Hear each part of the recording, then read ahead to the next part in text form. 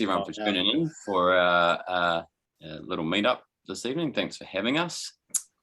My name is Simon. We're from Froth Technologies. I'm Ryan. This is Ryan. We're both the co-founders of Froth Technologies. It's New Zealand's first commercial beer yeast lab.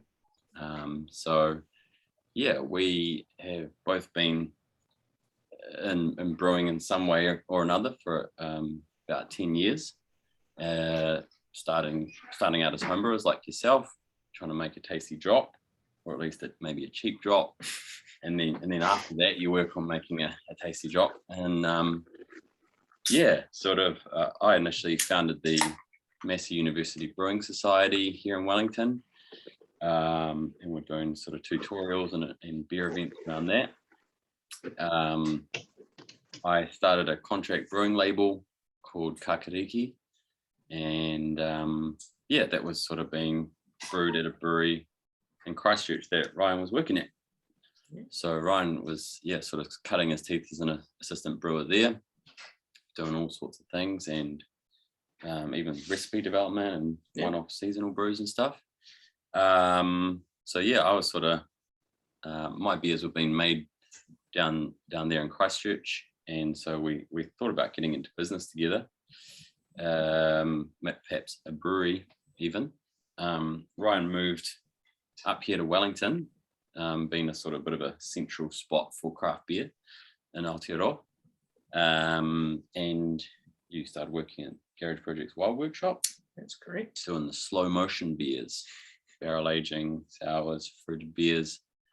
And yeah, while we were sort of doing our market research and setting up, sort of having our eureka moment that said, when it comes to local ingredients, there's a bit of a gap there when it comes to yeast.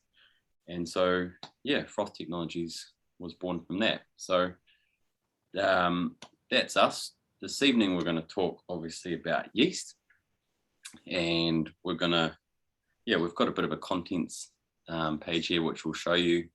We'll just share our screen here so you can see all that, and then we'll get into it.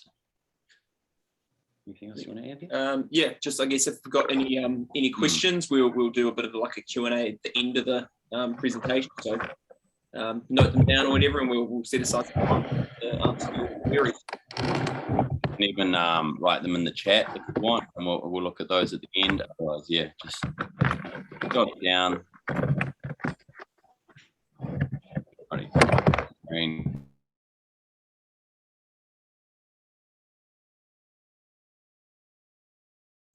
Sorry, I muted everybody, including you guys.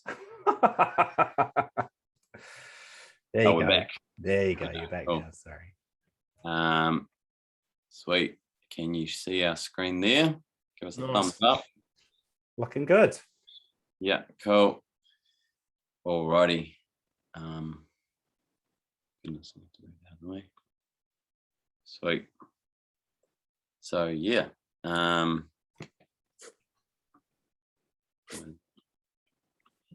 Full screen. Yeah. Cool. Right on. So yeast is the topic of this evening. And yeah, here's what we want to sort of run through this evening. We'll start by, I've done a little bit of an intro there about how Froth Tech was formed, but we'll tell you a little bit more about what we do. We'll go into a bit of 101 of yeast and sort of how important it is as an ingredient when it comes to making beer. We'll go a little bit deeper into mastering your yeast. We've got some info about pitch rates and other factors around yeast health, nutrition, and as well as starters and cropping, harvesting and then repitching yeast. And then towards the end there, we'll look at yeast and hazy beers, because we tend to get a fair few questions about that, being a popular style at the moment, and haze retention being a little bit elusive sometimes. And then at the end, we'll giveaway update on where we're at with working towards getting homebrew pitches market ready for you folks. Cool. Let's crack into it. So yeah, this is our custom yeast propagation facility in Lower Hutt, Wellington. You can see top right there, that's our main production equipment. So it kind of looks like a brewery. The far left tank is a hot liquor tank. Next across on the right is the boil kettle, but this one is a pressure kettle. So we close off that manway on the top, and that motor, you can see the dark motor on the top, that stirs the vessel kind of like a mash tun. And we bring the pressure up inside of there beyond 15 psi, so the boil temperature goes up to 121 degrees. So we're sterilizing our wort rather than just sanitizing it at 100 degrees. So yeah, sterility and hygiene is just super important for us when we're growing yeast cultures. So we want to be even cleaner than a brewery, which is already a pretty damn clean place. To the right of that, you can see our biggest propagation vessel. So yeah, it kind of looks like a cylinder conical fermentation vessel. And yeah, beneath that, you can see 2 flasks. That's in our laboratory or our yeast nursery. We start our propagation process with just an agar plate with single colonies growing on it, and we introduce that into small volumes of sterile wort, and each day we step up that volume just as if you were, I suppose, growing a starter at home. But yeah, once again, aseptic conditions, and we're just basically feeding the yeast, and as it eats, it grows, and we're growing that yeast population bigger and bigger, checking the health and the population along the way. And then once that we've kind of got those flasks full of yeast, they'll come out into the production area and go into a small stainless vessel, a larger one, around 100 litres, and then into that 1500 litre vessel you can see top right there. On your left there, that image is a cool wee device we use called the brew monitor. So we've got that in from the States, and that's just mounted on the side of that big tank on one of the tri-clamp ports. You'll see there's 2 valves at the top there with yellow handles. One is drawing from the tank, the other one returns to the tank. Inside that black shoebox looking thing is a wee pump, which is able to draw liquid from the tank, cycle it through the box, and return it. And so it does that every 10 minutes. Every 10 minutes. And as the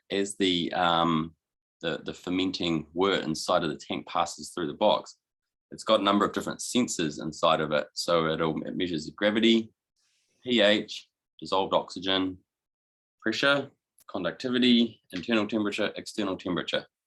So normally, in a commercial brewery or a home brewery, you've got to draw a sample and do your gravity reading, pH if you're looking at that, and same goes for a commercial brewery, usually at least a couple of times a day. So this box is really cool, really helpful for us, because we can sort of open our phone or PC and bring up the current fermentation from anywhere in the world and see how it's tracking, see how the gravity's coming down, and even get notifications to our phone if it's sort of falling outside of our target parameters, like something's going wrong, so we can kind of rescue it before it's too late. So that's kind of a cool wee device there. This is another one that we use in our yeast lab. It's called the Oculize. So this is a digital cell counter. It's a wee microscope you can see on the left there, and a wee slide. You can see some pink fluid in there, which is basically diluted yeast slurry with a bit of cell stain. So kind of food coloring, which makes dead cells go pink in that case. And then on the right, you can see just a tablet, and on screen, you can actually see the yeast cells there.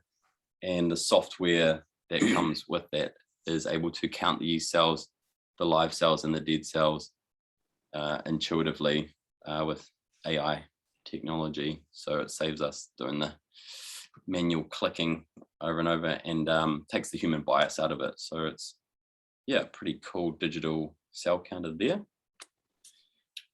But that's that's a bit about us. Do post any questions you might have in the chat about that, and we'll address them at the end. But let's talk about yeast. Yeah, cool. Oh, we'll go back to that. Yeah, sweet. So when we're talking about yeast, I guess just a bit of classification stuff. So yeast is a single-celled fungus, and it's a eukaryotic organism, which means it has a nucleus encased by a cell membrane. So it's part of the fungus kingdom. And when we're speaking about yeast, there are over 1,500 known species of yeast, which is a heap. And they do a range of all types of different things when it comes to fermentation performance and their outputs and things like that. But for the most part, in brewing, we're generally talking about two main species of yeast. Those are Saccharomyces cerevisiae, which is ale yeast, top fermenting yeast, and Saccharomyces pastorianus, which is lager yeast or bottom fermenting yeast. And both of these species have been domesticated by brewers through artificial selection over centuries and generations of working in the brewery to kind of adapt, to suit the role it needs to perform in a brewery. So a couple of those adaptations are things like that. Saccharomyces cerevisiae and pastorianus no longer sexually mate, and they don't sporulate, which means that their mutation rates are actually a lot lower than the wild yeast you'll find out in the wild. So yeah, they've been trained over a long time to suit our purposes for making tasty beverages. And primarily yeast is known for its role in metabolizing sugars, eating sugars, and producing carbon dioxide and ethanol, the booze. But there's a lot more that yeast does when it's doing its fermentation thing. It's arguably the most important ingredient in brewing. There are, of the BJCP faults that are listed, over 50% of them are directly attributable to fermentation. So, managing your yeast, looking after your yeast, it's a really, really key aspect if you want to take either an average beer to a good beer or a good beer to a great beer. And it's often one of the last things that brewers look at, just because, I guess, malt and hops are often easier to control. Yeast is a living organism, so it does take a little bit of extra care, but if you can, there's a few steps which we'll go through, which can really help to make them be happy and make great beer, which is what we all want. Hell yeah. Cool. So we just hit that for the next slide. So after we we pitch our yeast into our wort, which we've spent a few hours making, and mashed the malt, boiled it, added your hops, you go and chuck in yeast, and what happens next? So fermentation, beer fermentation has three main phases. So the first one of those is the lag phase, which I think we go into there. Cool. So that is, from the minute you pitch up to usually around 15 hours after you've pitched. And during the lag phase, it's named that very appropriately because there's very little fermentation activity that you can detect. At this point, you're not seeing a drop in gravity. You're not seeing CO2 bubbling out of your airlock. By all means, things look like there's not much happening, but there definitely is. So the yeast is acclimatizing to its new environment. It's taking up nutrients. It's starting to metabolize the oxygen, which will be used to help build its population. So it's a really key part in kind of setting the stage for a healthy fermentation. So there's no ester formation at this stage, none of those fruity aromas, but the lag phase does have a big impact on the development of precursors, specifically things like the precursor for diacetyl. So which is an off flavor, which is undesirable in most styles. And it will also, impact on that ester formation later down the pathway as well. So having a healthy lag phase, and we'll talk about that soon, is very important to determining the rest of your ferment. Temperature, nutrition, and oxygen all have a really key role in yeast development and the kind of health of each yeast cell. So making sure you get, your work really nicely aerated as much as you can. In breweries, they're using, direct O2 input. A lot of some homebrewers might be doing that. I remember back in my days, we were just sort of shaking the barrel as hard as we could. But that's a really good step.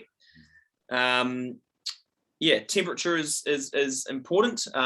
If pitching warm will reduce your lag phase, pitching cold will increase it.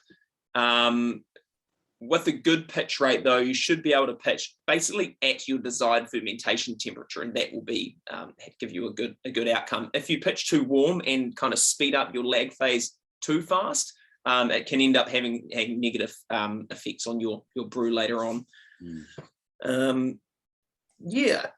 So that's kind of the lag phase. Sort of getting used to its new home, its new work environment, and soaking up all the nutrients and things like that. From there, we go into the exponential growth phase. So this is what we all recognize as an active fermentation.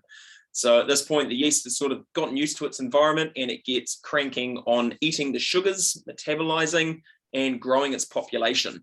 So here we see a massive increase in cell numbers, cell density, and we start seeing that gravity drop and pH drop that is familiar to all of us who brew.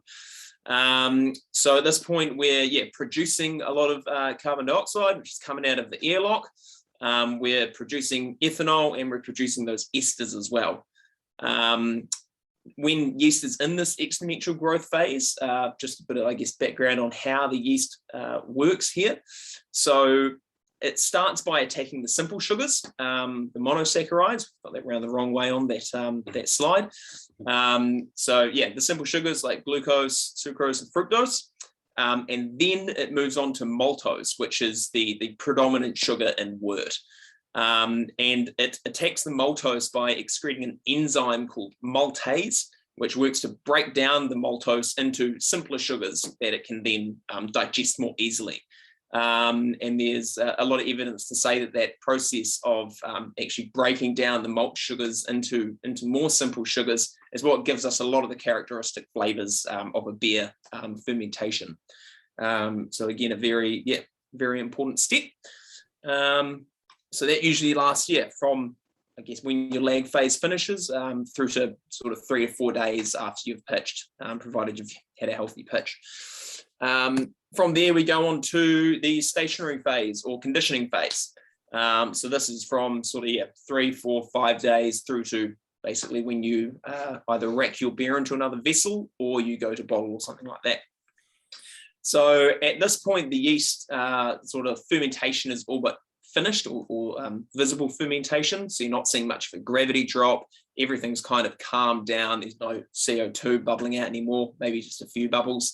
But at this point, the yeast, while it's still in suspension and after it's dropped out to the bottom, it gets to work reabsorbing a lot of the flavors that are associated with sort of green beer. So acetaldehyde, diacetyl, starts reabsorbing those and cleaning up the beer.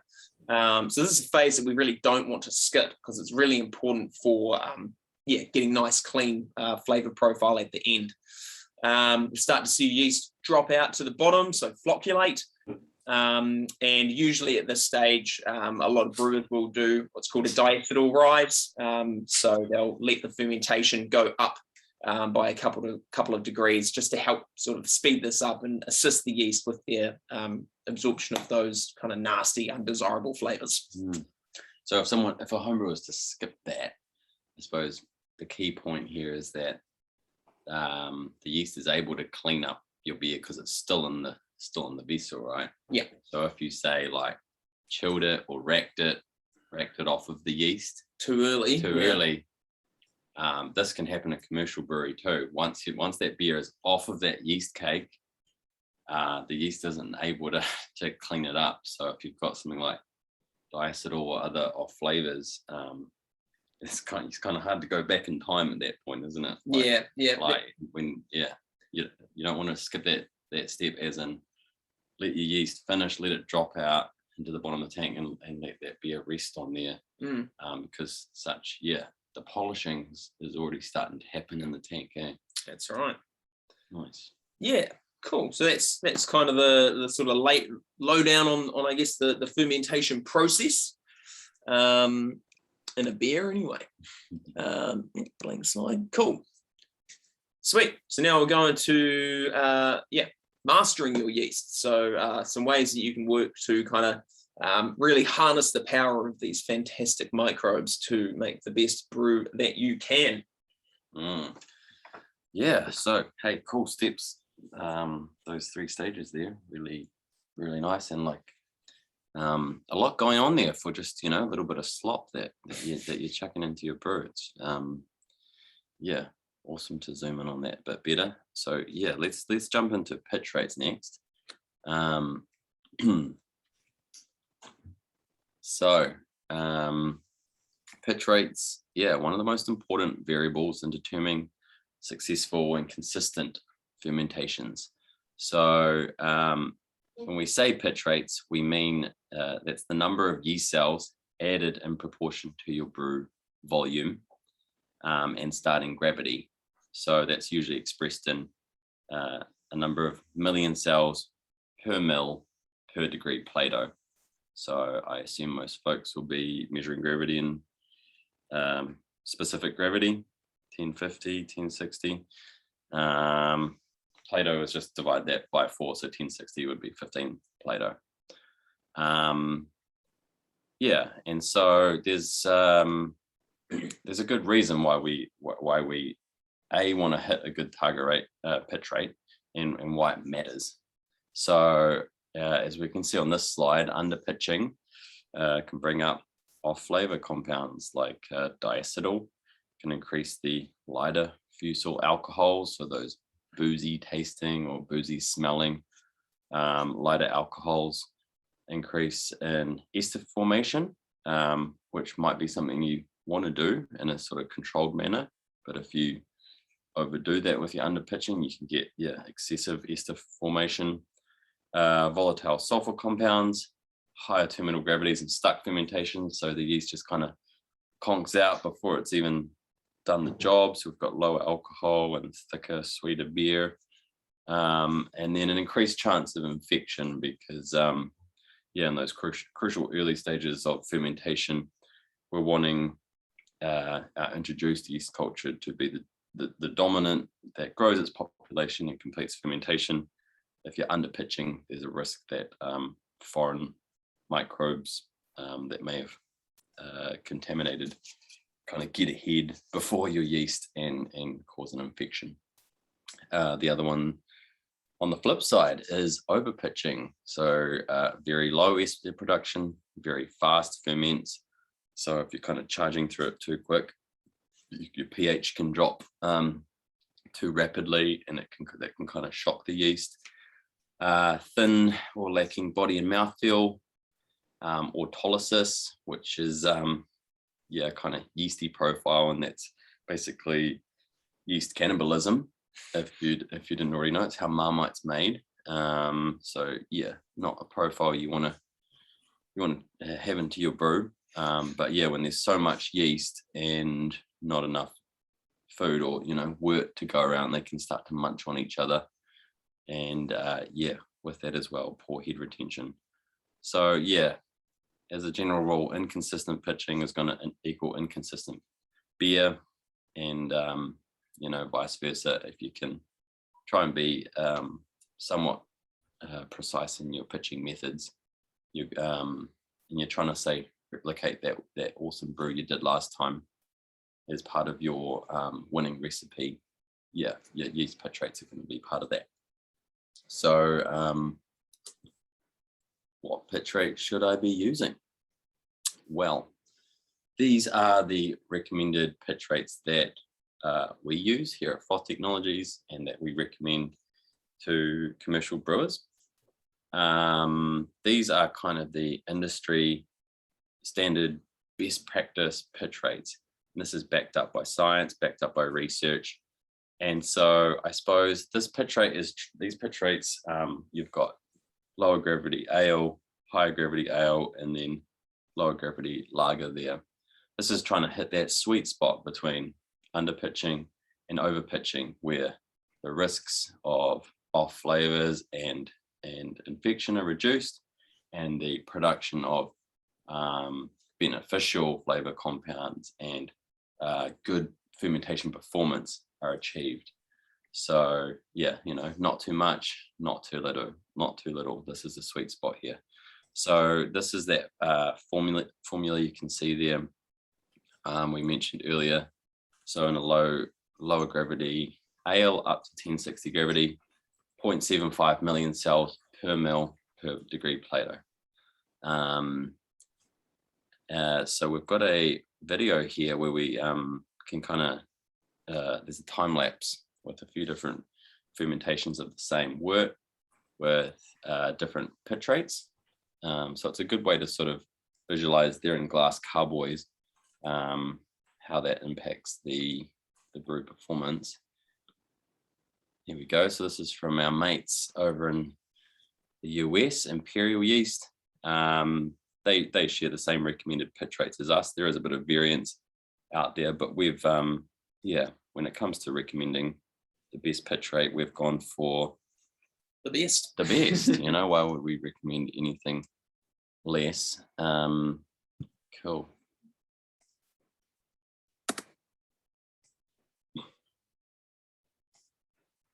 So, yeah, we can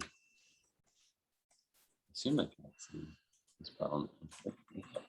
Cool, so we've got 4 different vessels of wort, 4 different pitch rates. The top one there, 200 billion cells. That's, yeah, pretty bang on to our recommended pitch rate for a lager of this gravity.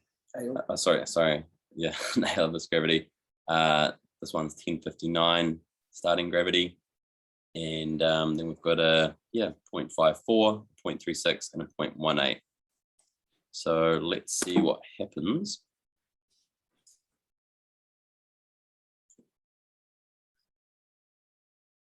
And these look to be 5 gallons, so 19 liters. Typical sort of homebrew volume. Here we go. Cool. So on the far left, we've got the recommended pitch rate, 200 billion. Obviously, that's kicking off straight away. I'll just hit pause there. That one's, we can see definitely a certain haziness in the wort as the yeast population is going through that lag phase and growing its population. And the krausen is creating that big tall foam on top. It's even puking out the top. Already we're at the 9-hour mark there. And the 150 and 100 billion are sort of following close behind. Let's continue. Yeah, so they're playing catch up now, and that 50 billion is still just sort of catching up. They're all sort of puking out their airlocks into their respective, what are those little Erlenmeyer flasks? And we're at the 18-hour mark now,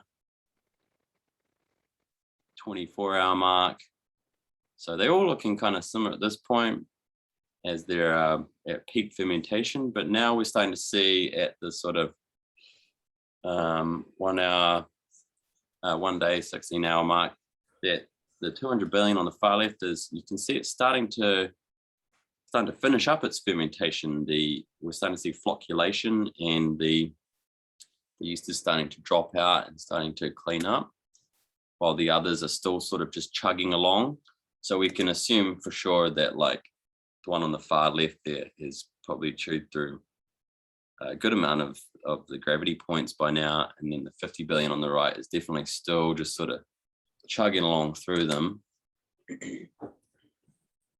And then we're seeing that 200 billion really dropping out now and cleaning up those off flavor compounds and really polishing up the beer in there. So yeah, cool little visualization that we like to share, because it's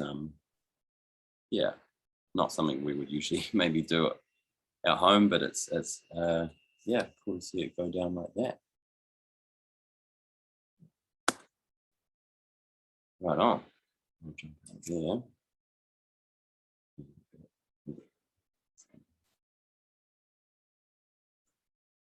Oh, back in here. So yeah, and you'll note that as the gravity goes up, so for hours over 1060, the amount of yeast per mil per degree Plato increases as well. And that's basically because as the environment contains more sugar, the yeast need more troops to attack it in a healthy way. And with that pitch rate for lagers, that's a recommended rate for cold pitching of lagers. So sort of below 14 degrees. Some people do pitch lagers warm, and that is a way to sort of lessen the amount of yeast that you need. So they pitch it warm, wait 15 to sort of 24 hours, and then drop to lagering temps. And that just helps the yeast population grow. Yeah, so just a note on that. Nice. What do we got next? Other factors. Cool. So yeah, outside of pitch rate, a lot of other key factors that will determine a healthy fermentation. So one of them is nutrient composition. So for most all grain worts, all the macronutrients you need are going to be present within the wort by virtue of the mechanism of wort production. So that's really good. We don't have to worry too much about that. One thing to note though is that, and this is a bit of a hot topic at the moment, is with hazies, because they generally don't have they're not 100% malt in the grist a lot of the time. You've got other adjuncts like oats and wheat and things like that in there. Those other adjuncts don't contain the same amount of one essential nutrient, which is free amino nitrogen. And so that can lead to hazies, particularly strong alcohol hazies, getting stuck fermentations, because one of the key building blocks of that yeast need to grow their population is missing. So yeah, just a bit of a note there on that. Adding, you can obviously get a lot of different yeast nutrients out there. I'm not sure if there's anything available in the homebrew market containing specifically high levels of free amino nitrogen. White Labs, Cervomyces, organic nitrogen. Okay, Cervomyces from White Labs apparently. Yeah, that is what it's called. A lot of the other ones may not contain that, but will contain a lot of the micronutrients, so like vitamins and minerals that will help yeast along as well. One that is kind of a bit easier to control potentially is oxygenation. So this is a massive factor in really solidifying a strong lag phase and developmental stage for your yeast after you've added it to your fermenter. So yeast require oxygen for the buildup of lipids and sterols and fatty acids that they need to grow. And yeah, it's a super big determinant for a healthy and active ferment. So most brews, so brews kind of up to 1060, need somewhere from 8 to 15 parts per million of oxygen. I know that's very difficult for home brewers to measure. A lot of commercial brewers don't have a dissolved oxygen meter, but as a guide, basically if you shook your wort to the most that you could, the most saturation of oxygen you can get is without sort of direct O2 input is about 8 parts per million. So just a note there that you're never going to overshake your home brew before adding your yeast. In fact, the more you do, the better it's going to be. And some folks use what are they, like aquarium pumps with the wee diffusion stone, a bit less elbow grease way to sort of introduce that aeration, the oxygenation. Yeah, so crucial after you've boiled your wort, because all that oxygen is sort of getting scrubbed out. Other ways, I've heard of some homebrewers getting like little oxygen bottles and bubbling those in through a stone for even more efficient. Yep. And obviously we only want to add oxygen at the beginning of fermentation, because adding it sort of at the back end, that's something we want to avoid, because that will again cause off flavors and basically cause the beer to spoil prematurely. The one exception to that, which we've seen on some occasions, is high gravity beers. really high gravity beers over sort of 12%, which can benefit from a second oxygen introduction at the 24-hour mark, just to help that yeast get through a really sort of boozy, hostile environment. So temperature is the other one. I've mentioned it a little bit before, but yeah, so pitching cold. So for lagers, you would have seen that pitch rate requires more yeast. The colder you go, the more yeast you're going to need, basically. If you've got a healthy pitch rate, so something up around the one we recommend, you should be able to pitch at just below or at your desired ferment temperature and be good as gold. You shouldn't need to pitch warm. But yeah, I've already mentioned the pitching warm thing for lagers. I won't go over that again, but just, yeah, temperature and temperature control will go a long way to improving your homebrew if you're not already doing that. Another factor is, yeah, what kind of yeast profile you are after with your brew. So there are ways you can manipulate the outcome, your flavor outcome, by how you treat the yeast. So you can intentionally underpitch. I know a lot of brewers do this for things like Hefeweizens when they're trying to really accentuate those banana characters. Underpitching will heighten those esters. So you can sort of work with that in a controlled manner to stress the yeast a little bit. But again, you want to sort of take it in baby steps. So you don't want to cut your pitch rate down by half and then have a failed homebrew. But yeah, you can underpitch to accentuate esters, and you can add more yeast to get a cleaner profile. So just being aware of that. And yeah, so downstream application or reuse. So this is just kind of a consideration around, yeah, harvesting your yeast. Some beers you won't want to harvest your yeast out of. Those beers would traditionally be those over sort of 6.5–7%. We don't recommend harvesting yeast out of beers of that strength, purely because the level of ethanol in there can be toxic to the yeast and start to sort of break down the vitality and viability of the population. And another common one is really heavily hopped beers. There are ways around that though, which we'll speak to a bit later on. Yeah, so those are some other factors on your yeast and fermentation. Cool. So we'll go to the next slide. Cool. Yeah. Growing yeast at home. Oh, cool. This is me again. Sweet. Awesome. Yeah. So, yeah, as we mentioned, there is a bit of variance in the pitch, the amount of yeast you'll get when you buy a homebrew pitch. So I guess just, yeah, being aware of that and making note of sort of what you have can help you in figuring out what pitch rate you're actually using.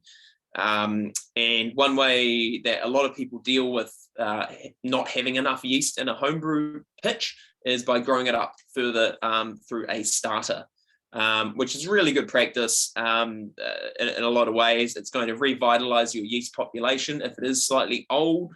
It's going to get the yeast nice and active and ready for fermentation, and it's going to grow your population hopefully to levels that you desire. Some key factors are sanitation, like we mentioned, with a small population of yeast leaving room for other microbes to invade. The same thing occurs with a yeast starter. So really paying attention to your hygiene, cleaning and sanitizing. And usually we're looking at boiling your wort. That would definitely be our minimum recommended practice, your starter wort, boiling that and then cooling it. Yeah, so that's a bit on sanitation. I guess I'll quickly speak to sort of the difference between sanitation and sterilization as well. So sterilization is, you can't achieve that through a standard boil. That's something that you need to do basically under pressure at higher temperatures than can be achieved at atmospheric. So yeah, Simon mentioned before, we get our wort up to 121 degrees, 15 PSI, and you hold it there for 15 minutes. That's a process used by many labs for sterilizing implements and tools. It's called autoclaving, and it's kind of the industry standard for achieving sterility.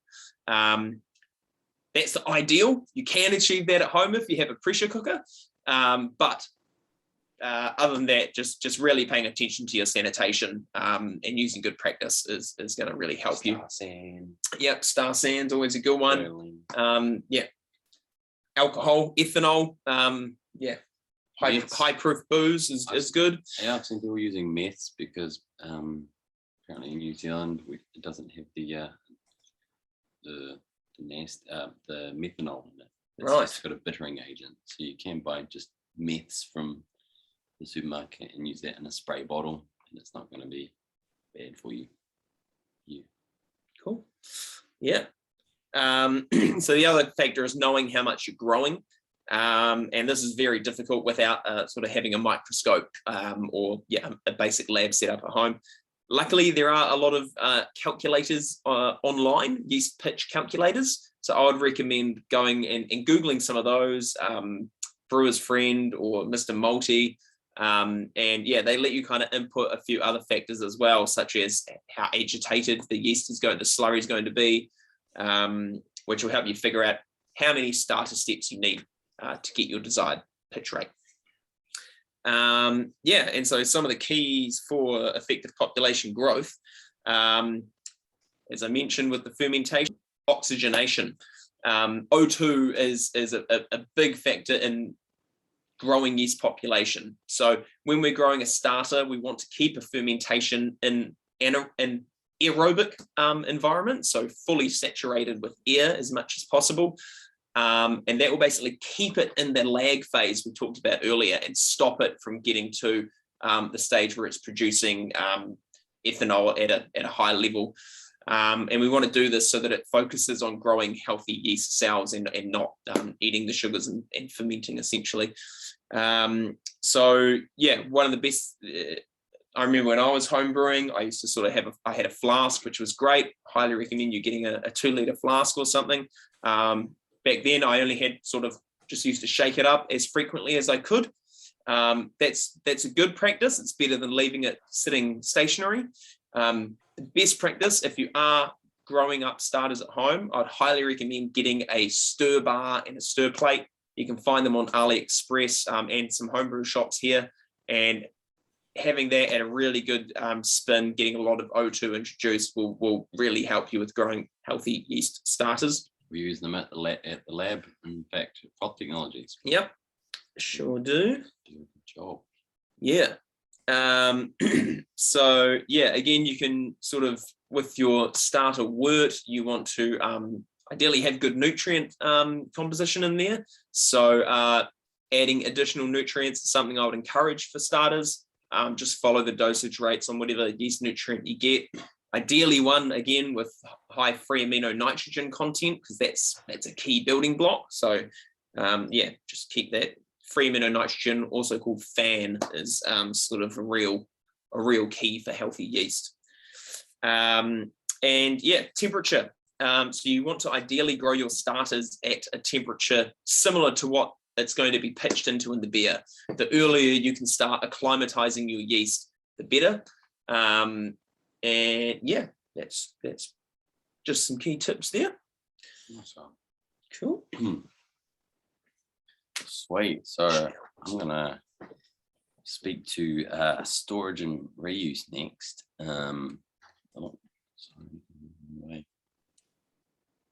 Yeah, cool. I'm curious though. Let me just bring up so I can the gallery view so I can see some more people. Oh no, it looks like a lot of folks have got their video off. I was gonna do a little crowdsourcing. I'm just curious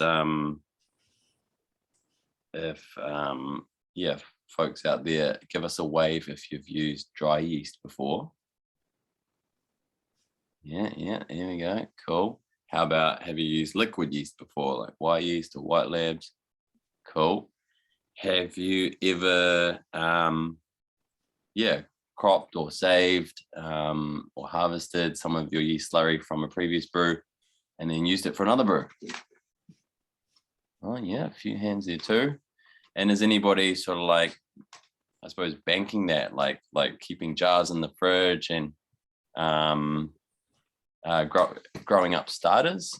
Is anyone grown a starter before, like Ryan just described? Feeding it wort, giving it a shake. Cool.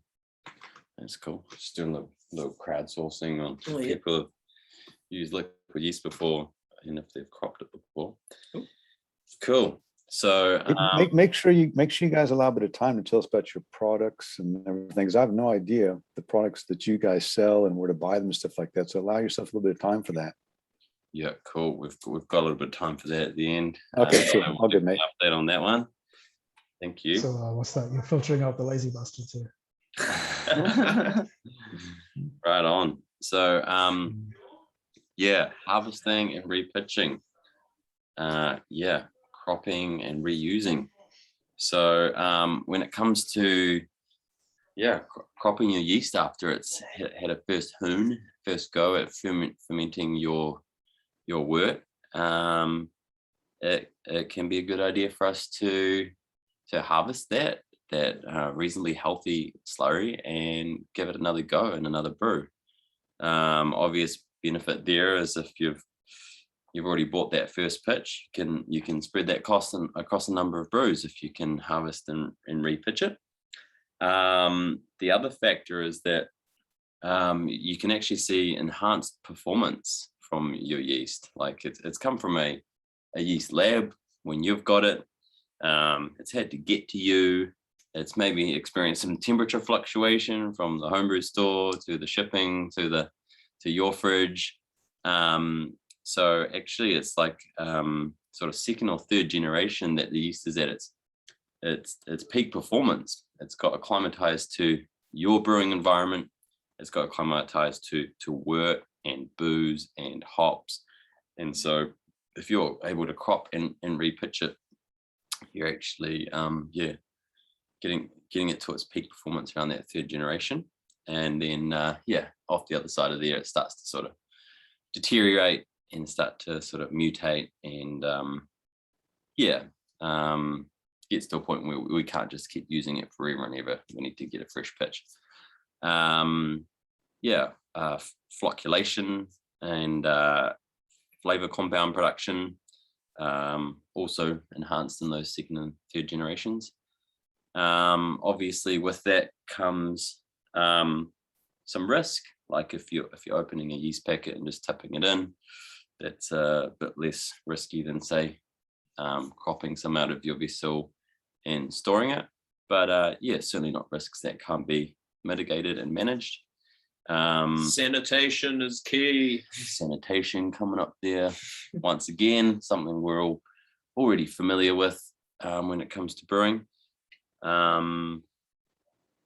Pitch rate inconsistency. So like I suppose the risk there is like if you're not able to sort of grasp how much yeast you're cropping and how much you're pitching into the next one, it can be a bit inconsistent or unpredictable.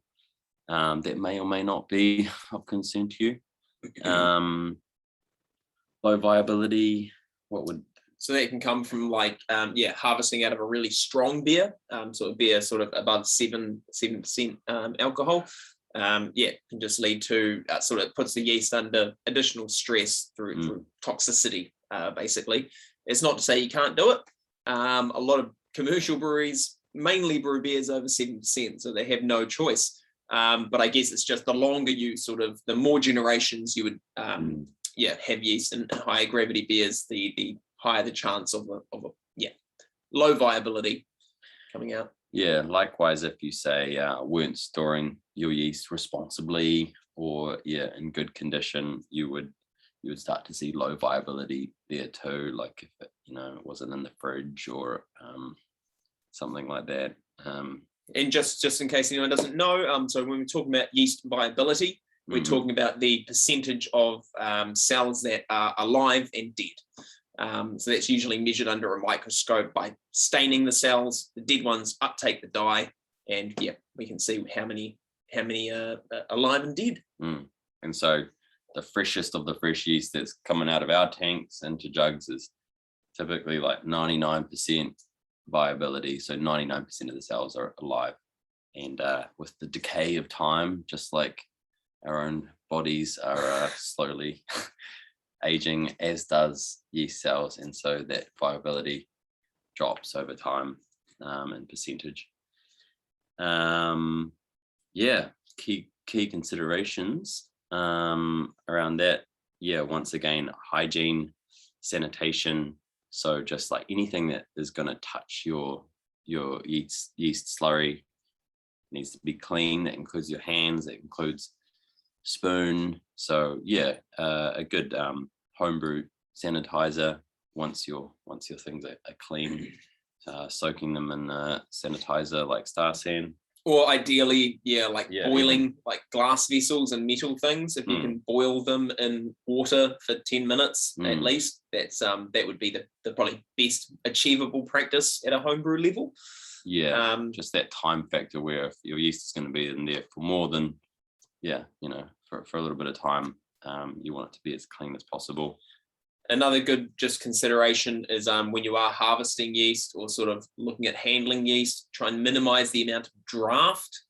So ideally do it with like doors closed and things like that. You don't want to open to the air because that's where yeast and other microbes like to hang out. So yeah. And so I was thinking about your storage time and storage method. So like, am I gonna use this slurry in the near future? You may not have a brew day planned, but if you're if you know you went to the effort of saving cropping that slurry, it's cool to be able to use it within a reasonable amount of time. Like, I mean, ideally within a few weeks. If you're just going to pitch that straight slurry, you can certainly stretch it a little bit further. Otherwise, if you're able to make a yeast starter and wake it up again, you can whack a dab of that yeast slurry into some fresh 1040 wort and give it that aeration or shaking or stirring, whatever you're able to do 24 hours ahead of time to bring that population back to life. And that's not so much like, say, you're like a whole jar of slurry, because when you make beer, you end up with more yeast than you need for another brew. It might be, say, 2 or 3 brews worth of yeast is how much you end up with from your one previous brew. So like, if you're doing a starter, you're kind of whacking in like a good tablespoon of slurry rather than like a whole jam jar. That would be for like a 2 liter starter. If you did like 1 or 2 tablespoons of good slurry, you should be all good. Just keep that in mind, because if you were, say, to add like a whole wheat jar of slurry into 2 liters, that ratio of that pitch rate essentially of yeast going into that wort is going to be too high, and so you're not actually going to grow much yeast, because the yeast is going to immediately recognize that there's not much food to go around. When if it's just those 1 or 2 tablespoons, it goes, okay, nice, there's heaps of food here, let's grow our population. Great. And so you get a whole lot of freshly grown healthy active yeast. So just keep that in mind. And I'm just I guess clarifying that we're talking about a couple of tablespoons of like thick slurry. And another clarification thing, Simon mentioned 1040 gravity wort. You really don't need to go above that. That is going to be between 1036 and 1040 is around your optimal kind of gravity for a starter. Beyond that, you're not going to get much better cell density. Below that, you're not going to hit your target. So hitting those levels will serve you well. Yeah, cool. Sweet. All right. Let's go. Cool. Sweet. Yeah, so this diagram here just sort of, it's, as you can see, it's showing a conical fermenter. And what we're demonstrating here is how at the bottom you can see the darker dead yeast that drops out much quicker, the true as well. Let's do a little show of hands again. Anyone using a conical fermenter? That could be a stainless one or a Firmzilla. Or no, not much in that. Oh, Paul's got one. Yeah. And I suppose most people would, typically be using like a fermenter bucket, barrel with a flat bottom. Is that right? Yep. Cool. Yeah. So either vessels are still gonna see this layering. And the middle part of that layering is where the healthiest yeast is gonna lie. Typically sort of in the later stages of fermentation or like crash cooling, that poroflocculating yeast is kind of a fluffy, fuzzy layer above the thicker yeast cake. So if you're, say, like racking off to secondary and you're draining off as much work or as much finished beer as you can, you know, there might be a little bit of fluffy, murky beer at the bottom that comes through. But yeah, that top layer of yeast at the bottom of your fermenter is what you want to aim for. So if you're kind of scooping out with your clean spoon into a jar, maybe that just means, you know, not digging right to the bottom where your hop particles probably are, the deadest of the yeast, but just sort of trying to skim the top off there where it's nice and that nice beige, creamy color there. Creamy beige. Yeah. And yeah, this is just a little mention on the types of vessels. As we mentioned, like a glass jar is really easy to get your hands on, easy to boil for 10 minutes to get it super clean. Yeah, it doesn't have dead spots where microbes can hang around generally. They're pretty good for a homebrew sort of yeast storage vessel. Yeah, and just keeping in mind that it's still an active living thing, so like things can get kind of pressurized. You don't even need to like crank your jar lid on super tight. You can just have it like slightly loose to allow for venting, or you can burp it intermittently, or just wrap the whole top in tin foil, because microbes can fly through, the airborne, but they can't crawl. They can't sort of get up and under. I mean, we use tin foil on our flasks and things all the time for that reason. Sweet. We're getting towards the end now. This is hazy IPA haze retention. Yeah, so I guess just before we get too far into that as well, if you're brewing a hazy and you want to harvest your yeast, what you don't want to do is bring a whole lot of hops with it. Hops aren't great for yeast and yeast storage. So what you can do is sterilize some or sanitize some water by boiling it in a jar, allow that to cool down.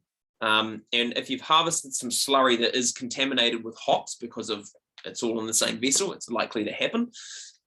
Take that hoppy, yeasty slurry and add it into a vessel of sanitized water once it's cool. And what you can do is shake that around really aggressively. The idea there is to break up the flocks of yeast and then let it sit. The best vessel for this is something tall and narrow. And the idea here is that we're trying to sort of encourage that separation that Simon showed in that diagram before of the dead yeast and the trub, and then the healthy yeast. So what will happen is after you've kind of added your yeast to your water, shaken it around, let it sit, the first layer, or the bottom layer, the first stuff that drops out is going to be mostly hops and dead yeast. The milky kind of milky watery liquid, that's the good stuff you want to get. So you can, once you see that first layer sort of drop out, it doesn't take too long, maybe 10 minutes, you can then decant the milky liquid into another sanitized vessel, and that will be your healthy yeast. So just a note on how to, a recommended practice for harvesting yeast from a really hoppy brew. But let's get into some haze retention stuff. So yeah, hazies and yeast. So it's often assumed that the haze in a hazy is actually yeast itself hanging out. And this certainly can be the case for some commercial brews and a lot of homebrew. You'll see a thick slug of yeast sometimes at the bottom of your beer. However, this isn't necessarily desirable. The real way that we want to generate haze in a hazy is through protein additions and biotransformation. So with keeping that in mind, one thing to note is that yeast health is really important for this. You can go to all the effort of building a really nice grist with heaps of adjuncts to promote haze like oats and wheat. But if you are underpitching your yeast, or your yeast is stressed out or doesn't have enough nutrition, what it will do is it will actually start scavenging for nutrients. And where it will find those is in the protein that makes up your haze. So the yeast can effectively eat the haze out of hazies if it's not happy. And we've seen this in commercial beers where they'll, at the time of packaging, the beer is hazy, really orange juice looking. And then by the time it pours, it's significantly more clear. So the things you can do to help combat this and promote haze retention is, a really healthy pitch rate, lots of O2 when you're pitching your yeast, and ideally additional free amino nitrogen, that key sort of nutrient, because of the lack of it in a heavily adjunct grist. So that's sort of I guess just a note there on haze retention, because we get a lot of questions about that a lot of the time. So healthy yeast equals happy haze. The other sort of thing to consider, how do I move that clip? With hazies is a thing called hop creep. So traditionally when we add hops to a brew, it goes in the boil. And what that does is that will neutralize the enzymes that naturally hang out on hops. So there are enzymes on hops. They're amylolytic enzymes. So they're starch degrading. They break down starches into sugars. When we add hops during a fermentation, particularly like with hazies, those enzymes end up in our brew, and they'll break down previously unfermentable dextrins into available sugars. And that will lead to additional fermentation, additional attenuation, so more alcohol production and more sugars consumed. On a homebrew level, it's not necessarily a big issue, but it's something to be aware of if you're trying to hit a target ABV. For commercial breweries, it is a big issue because they are often sort of already have labels printed with a set alcohol by volume percentage, and when their beer attenuates more than they had expected, that means they have to then adjust, take sort of drastic measures. So some strains can actually show like 5 to 10% more attenuation based on hop creep, so the heavily dry hopped beers during ferment.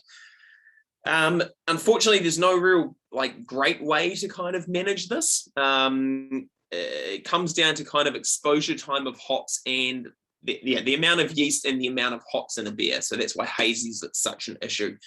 But you can kind of, if you're brewing a hazy regularly, the best way to go if you're trying to hit an ABV is just to monitor your fermentation really regularly. And if you want to bring back that alcohol content, adjusting your mash is probably the best way to go, because then the enzymes have to work harder to break down those starches. There's also a lot of evidence that dry hopping exposure times, you don't actually need to leave them in there for a super long time. So there's shown to be not a heck of a lot more flavor or aroma production based on hopping from a 6-hour exposure through to 4 days. So maybe using like a hop bag or a hop spider or something inside of your fermenter where you can dose it and then remove the hops, that might help to sort of mitigate some hop creep. But it's just something to be aware of, just another little thing about hazies. Do you know if that enzyme can be denatured at all? Well, is it heat sensitive? It is, because normally in a boil, it gets but denatured. because you're adding it to a dry hop, active you don't ferment. want to boil your dry hops because No. it tastes like veggies or something. So you What can about, heat treat your hops if you wanted as well to a certain level, 60 degrees, but it's a bit of faffing around. I wondered about vacuum heat treating, how the boil temperature comes down. Super interesting. Anyway, Hop creeps. hop creeps. Sam creeps.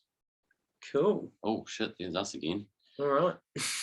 Cool. That brings us to the end of our talk here today. And we've got homebrew yeast. I can see we've got maybe 13 questions in the chat, so we'll get to those next. But homebrew yeast. So as we've described this evening, we've Froth Technologies has come into existence to initially at least produce commercial pitching quantities of yeast for breweries, and we're now supplying to 40 different breweries around New Zealand. And yeah, of course, we don't want to forget our roots and the home brewers like yourselves. So yeah, we've definitely got a strong intention to be able to offer homebrew pitches as well. That's something we've been working on. Turns out it's not as simple as just like put the yeast in a smaller bottle. It's definitely a bit more tricky than that. We've wanted to go for like the most sustainable packaging option we can, something that's recyclable or even reusable. So we've trialed a number of different packaging options there, so you can sort of use our yeast and then chuck in the recycling bin, or crop your own yeast and chuck it back in the bottle. But you know, that's important to us and to our business. Yeah, and the other piece is finding something that's going to be practical for homebrewers to use. I guess one of the things that we've discovered and we've been trying to mitigate is the fact that yeast slurry contains a lot of carbon dioxide, which when you're storing it in a small vessel with not much headspace can lead to a good amount of pressure. So we've developed some processes around that, which seem to be so far reducing the amount of pressure buildup, which is great. It's taken a lot of figuring out, a lot of different approaches, but yeah, we're getting pretty close. And we put a homebrew survey out. When was that? Earlier this year. Or last year. Surveyed a bunch of homebrewers because as we shared a bit earlier, there's different pitch rates that you can go for when it comes to brewing. If you've played around with yeast calculators and online resources before, you might have seen that the recipe or the calculator is telling you that you need like two packs of liquid yeast, or you need to make a starter.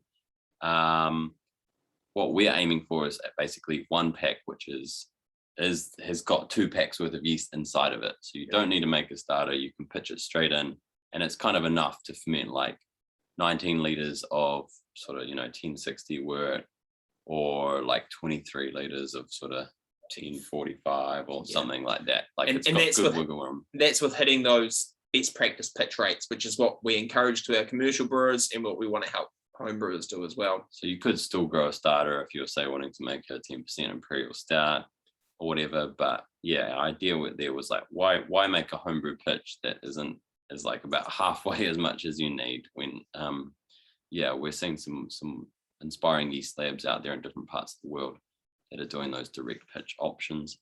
So that's what we've been working towards. We're getting pretty close now, and well, I'd say towards later this year. Yeah, we're hoping to have it sort of on the market for summer. Yeah. So which would be really cool, because that's often when a lot of brewing and a lot of drinking gets done. So we certainly want to try and get there in time for that. And that's not something we'll sell. We intend on selling directly. We don't want to sort of cut the lunch of all the awesome homebrew stores out there that you'll be familiar with. Naturally, just about all of them, I think, in the country have been in touch at some point since we started out, just registering their interest and like, hey, we'd love to support you. So we're looking forward to sort of getting those out there and into the fridges of homebrew stores around the country. And and so those homebrew yeasts will be the same yeast that strains that we're currently offering to our commercial clients, which we have 8 of.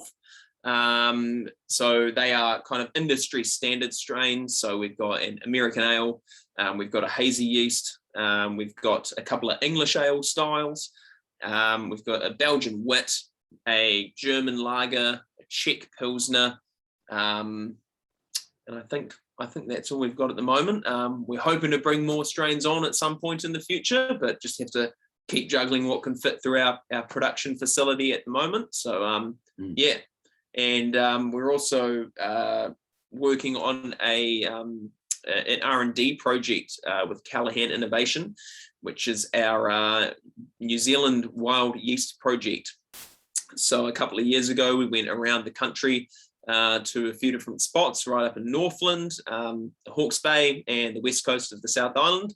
And we took some samples from native trees and plants, so flowers and berries, because we wanted to see what awesome yeast were on there, with the idea of finding something that's uniquely Kiwi that we can put into brews. And that R&D project is still ongoing. We found nearly 400 different isolates, and we've narrowed that pool down to around 100, which seem to be able to withstand beer fermentation conditions.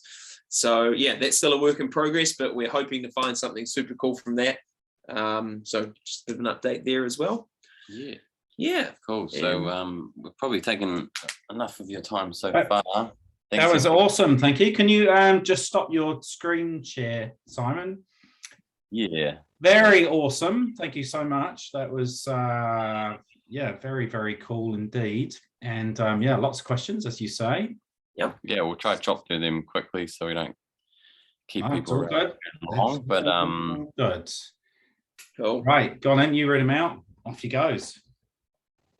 All right.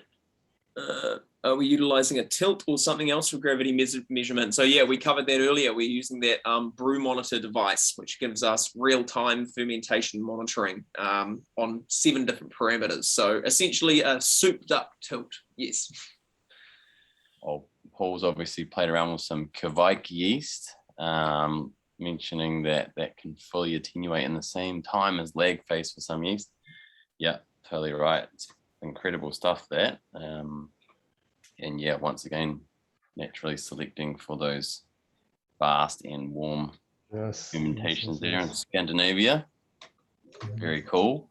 Clive asked, if you can't pitch at fermentation temperature, what would be preferable? Pitch a few degrees too high or a few degrees too low? Good question. So that would, I guess, depend on how confident you are that you've got a solid pitch. If you have got a really healthy pitch going in, I would say pitch at lower temp, so pitch slightly below your desired fermentation temp. If you are thinking you might not have enough yeast, go on the warm side. So it sort of depends on how confident you are in your ability to, measure that. Mm-hmm. Very good, thank you, because I get conflicting advice there. Yeah, I'm never really, all right, interesting, thanks. Yep. Yeah. Just on that, I mean, quite often if we're making a lager, we can't get the wort down to lager fermentation temperatures. So do you first bring the wort down to those cold temps and then pitch, or can you just pitch and then just chuck in the fridge? And is that due to your your tap water temperature? Correct. Yeah. Same kind of principle as with the prior question. So if you've got so lagers generally for a cold pitch need twice as much yeast to get it as an ale.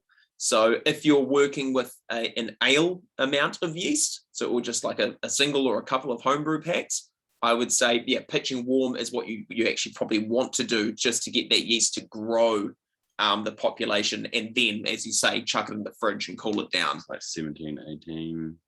Yeah, 17 or 18 degrees should be fine. Is that what you can hit with your setup? well, at this time of year, no worries. I can hit that easy. But But in summertime, sometimes it's 20 degrees sometimes. Okay. Yeah, And sometimes I've heard of homebrewers sort of like having a spare fermenter in a fridge as like some extra, just to get it down that a little bit further. I guess it's the risk of infection, right, or contamination as you're cooling. So there's like a, would you rather have your wort sitting around for another hour or two while the fridge takes it those last 3 degrees, or whatever it might be, or would you rather pitch the yeast in there and cool? Go on then, what's the A or B? Yeah, so I would say if you can get if you're going to be adding a really strong pitch, waiting an extra hour to drop the temps shouldn't be an issue. But again, if you're working with maybe not a full lager pitch amount, which is again double the amount you need for an ale, I would say get the yeast in there early, keep it up at those warmer temps for say 12 to 24 hours to let that population grow, and then chuck it in the fridge to bring it down those extra 5, 6, 7 degrees or whatever. That same advice apply for an ale as well as a lager? So yeah, essentially if you're thinking that you're going to be under pitching, pitching it warmer is going to help that yeast population grow more rapidly. However, it's not going to be a cure for under pitching. So you can't just add half the amount of yeast and put it in warm and everything will be sweet. You still really want to try and hit that good pitch rate, but warmer temps will help mitigate that. So less yeast, slightly warmer. More yeast, you can go slightly colder.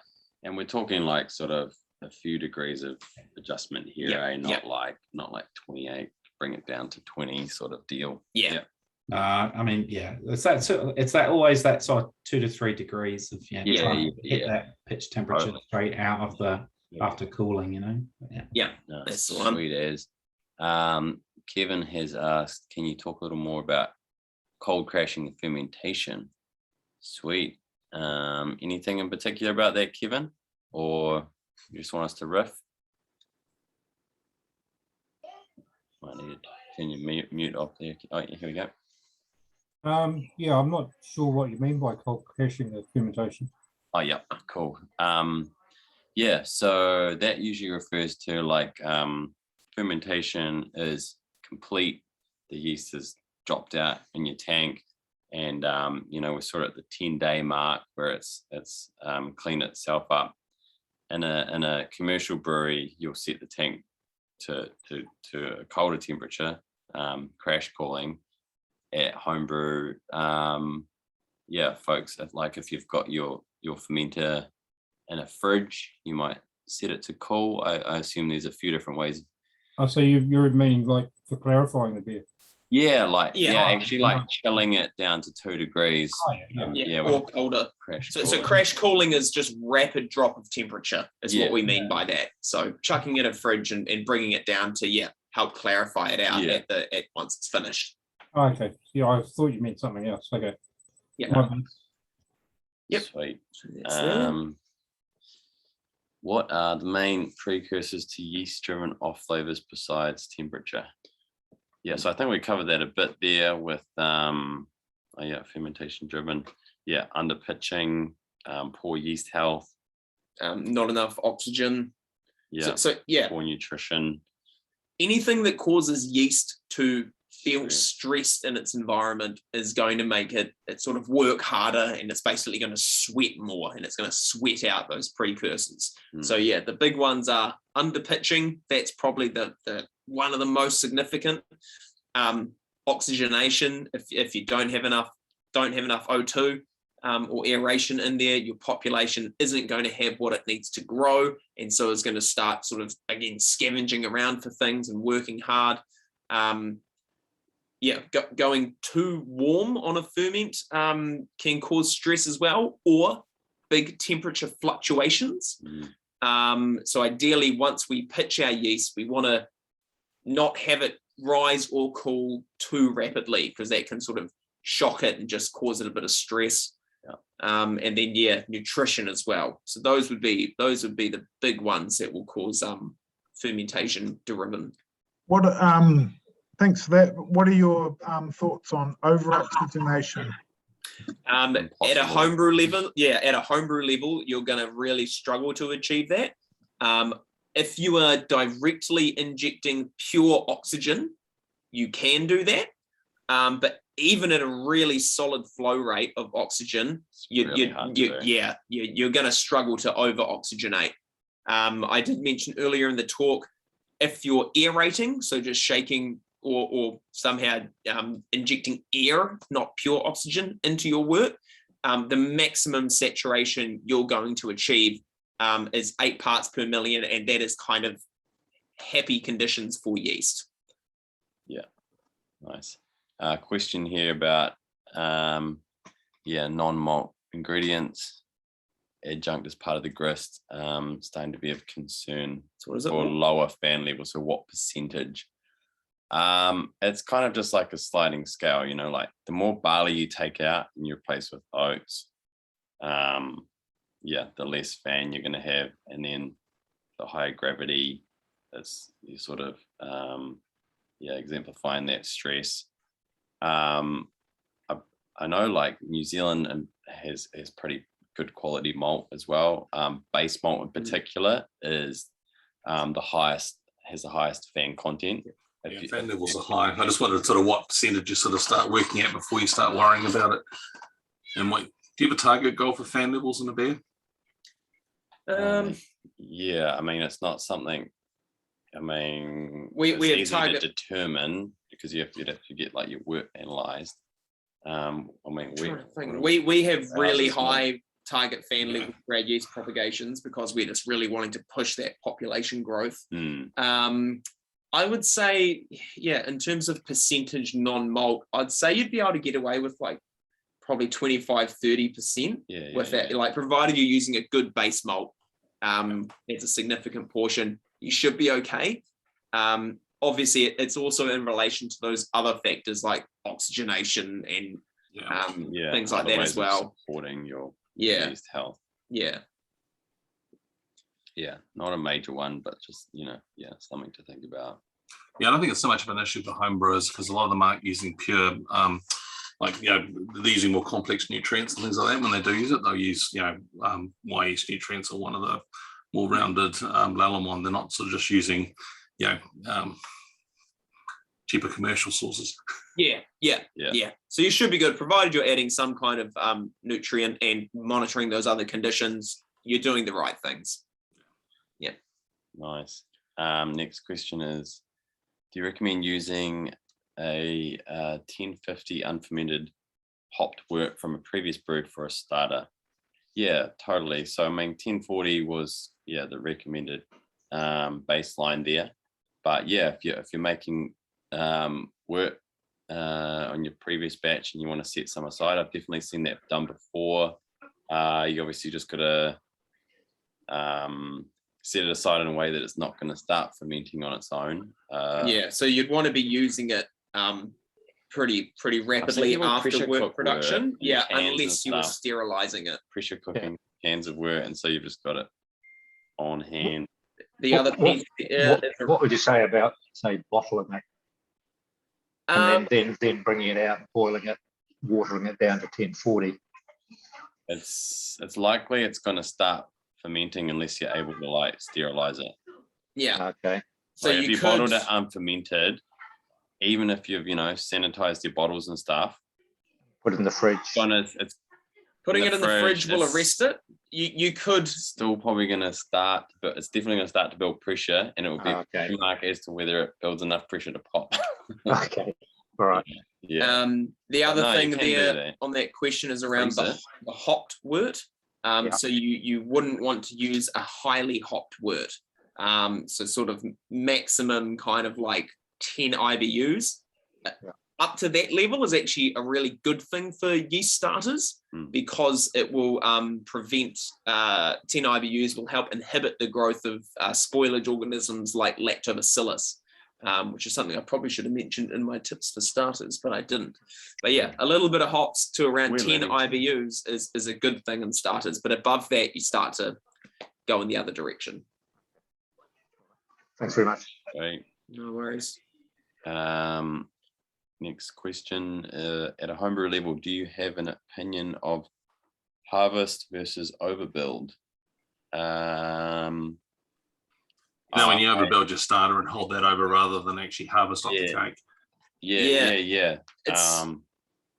We got asked that last. It's another 50-50 call. I'm just curious where you guys sit on the fence. No. So you're saying that you could be on the fence. You do a starter, you pitch in your yeast, but you grow. Yeah, you overbuild it maybe 30% as you need. Right. Okay. Yeah, but more than you need, and then reserve that rather than copping. I'd say that's better than going to be better. I think if you provided all your other conditions around sanitation and stuff are good and storage, I think it's probably a better call because you're not going to be harvesting slurry that contains a high percentage of trub or hops. and it hasn't been exposed to alcohol, which is gonna have an impact on it. So yeah, particularly if you're planning on brewing like a high gravity beer or a really hoppy beer, I think diverting some of your starter off and saving it to then probably grow again in another starter is a really good practice. And we even see some commercial breweries do that actually. Like some will pitch in their tank, do their fermentation, and then crop out the bottom. Others will pitch our yeast into like a smaller sort of propagation vessel. So just run it as a small scale brink kind of thing. Yeah, crop some out into their tank, but then leave some behind and top that up. And now we're at second generation, and it sort of hasn't been exposed to the. Yeah, I found it's been fine as long as you let it run full cycles. You end up with like it starving. It's pretty sweet. Yeah, totally. That's a good good tip to include there. Reese is asking, where have you sourced your yeast? Yeah, so we're carrying a range of sort of industry standard strains. Like other yeast labs, they are the same strains under different names. So these strains originate from different breweries in different parts of the world. Our American ale yeast is thought to come from Sierra Nevada, and before that, British Columbia. What else we got? German lager from Weinhenstefan. Our Czech Pilsen strain from Budvar in Czech Republic. So, these are strains that have lived in breweries for sometimes centuries. They've become domesticated there. They've developed the unique traits that we appreciate from them. And yeah, as you know, you can obtain these strains from all different parts of the world, in pure form from labs in different parts of the world. So we're essentially growing the same strains genetically as those industry favorites, but growing them here in New Zealand for the first time. Yeah. So like for example, our American ale, which we call Buddy, goes by many other names. It goes by WLP 001. It goes by the name USO5. It goes by the whatever Y Yeast's first American ale one is, like 1056, I think. Yeah. Same strains, different names. It's Are you sourcing from like originating yeast banks, or you're actually propagating off a commercial sample? Yeah. So we start with the pure culture, and at our lab we have those stored in a cryogenic freezer at -80 degrees. So we've got our like mother culture there, sleeping in a deep frosty sleep, and not too often do we open the freezer. Only when we need to replenish like our agar slopes, which are more. So how often do you go back to your original propagation source rather than slates? So it's we generally about once a year, which is probably being more like cautious than is necessarily required. We just want to make sure we're not getting any strange mutations or anything, which we've got a heap of checks and balances along the way for anyway. But we just like to we refresh our. We go from cryo stocks through to working stocks, which are an agar slope, and then we will subculture. That will last for about 4 months with us, is our in-house expiry, and then we subculture that onto another slope, and then one more. So we do basically 1 year's worth of slopes off one streak from a cryo vial. Yeah. So Dr. Ashley's not called you up for your -80 storage there. No, we did actually think about it though. We thought we should put our hands up, but I'm not sure what the risk of fertility services. Yeah, wants to get in touch. Got heaps of space in that freezer. Yeah, we could end up with Ryan's children all over the country, which could be awful. You're going to cross-contaminate the yeast. That's right. Yeah, we got to be careful with that sort of stuff. Special house strain. Yeah. When you guys are doing propagation in your reactors, are you primarily using a anaerobic or aerobic process for that? Aerobic. Yeah. So we use an air compressor. So we're using air, not O2 for the most part. And that air compressor goes through a like 3-stage filtration process. So there's 2 dryers, a pre-filter, and then a medical grade HEPA filter, and then another inline medical grade HEPA filter. just to make sure that it's sterile. But we're constantly aerating. It's in surplus of like 30 litres a minute goes through our largest propagation tank. And that serves to, keep it aerobic and also agitate. So we inject it from the bottom of the tank, so it keeps everything nice and homogenized and mixed up. Doesn't make for good. You're doing any dose nutrient control, or you're basically just pitching nutrients right at the start? Yeah, cool. Nah, nutrient right at the start. We sort of don't have the injection, the tech or the we just sort of hit it at the start of that particular stage and then run it through. Cool. Yeah. Can you touch a wee bit on the native Aotearoa yeast, which is that's going to be pretty cool if that comes off and you've got some cultures there, because that will be a true uniqueness like we have with hops. So terroir. Yeah, we're pretty excited about that one. We've invested a good amount of time and definitely a lot of money in that one, especially for a young business like ours. We're hoping we'll be successful. Success for us would probably look like, at least like maybe 4 or 5 different usable strains. As Ryan mentioned, we started with 400 isolates. A lot of those are going to be duplicates. A lot of those, they've already sort of been partially selected for Saccharomyces, but they haven't been genetically identified yet. They haven't been through sensory yet, so there'll be a bunch in there that won't smell or taste any good. They have been through the sort of boot camp stage of our testing, where they've been able to ferment to 7% and 4 pH. So that's sort of promising early days. We talked to Jamie from Cell Division with his propagations, the things he's done. Cell Division. We have spoken to him, but they're not one of our customers yet. He's not brewing at the moment. He took a sabbatical. He was supposed to be overseas. He's supposed to be COVIDing, and then COVID hit. So he packed up his brewery and left his job at the university for a year and a half to travel. And Rona had other ideas. Okay. Cool. Yeah. Ideal.